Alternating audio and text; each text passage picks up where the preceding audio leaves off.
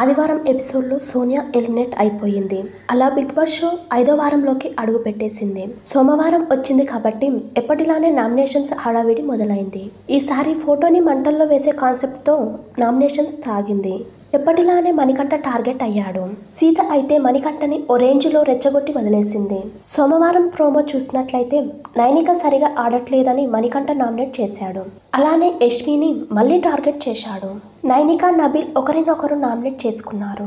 సీత, మణికంఠ మధ్య అయితే చిన్నపాటి యుద్ధమే జరిగింది. గత వారాల్లో జరిగిన పాయింట్స్ తెచ్చేసరికి మణికంఠ సైలెంట్ అయిపోయాడు. ఒక సందర్భంలో అతడిలా సీత ఇమిటేట్ చేసినట్లు అనిపించింది.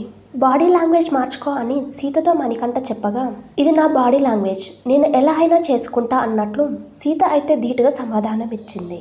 ఇలా హోరాహోరీగానే సాగినట్లు కనిపిస్తుంది. ఇప్పటికే నామినేషన్స్ షూటింగ్ పూర్తవగా ఎవరెవరు లిస్టులో ఉన్నారనేది బయటకొచ్చింది. ఈ వారం విష్ణుప్రియ, నైనిక, ఆదిత్య, నబీల్, మణికంఠ, నిఖిల్ నామినేషన్స్లో ఉన్నారు. అలానే ఈసారి మిడ్ వీక్ ఎలిమినేషన్ ఉంటుందని నాగార్జున చెప్పకనే చెప్పాడు. మరి ఈ మిడ్ వీక్ ఎలిమినేషన్లో ఎవరుంటున్నారు అనేది మీరేమనుకుంటున్నారో కామెంట్ చేయండి ఫ్రెండ్స్.